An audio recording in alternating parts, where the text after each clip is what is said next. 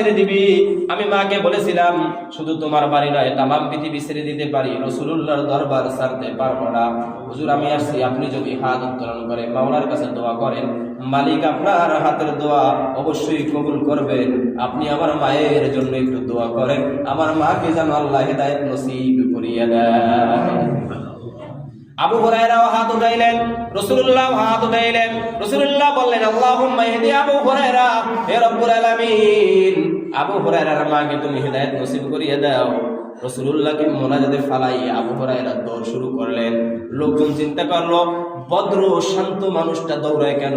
একজন জামাটা টেনে ধরলেন। আবু হুরায়রা বলে, জামা ছেড়ে দাও, আমাকে দৌড়াতে দাও। বলে, কেন দৌড়াইতেছো?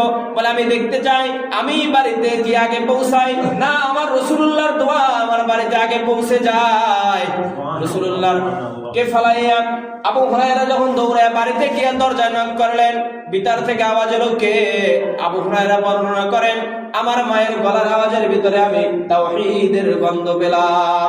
আমি বুঝতে পারলাম আমি বাড়িতে আসার আগে আমার রাসূলুল্লাহর দোয়া কবুল হয়ে গেছে। দরজা যখন আমার মা খুলে দিল,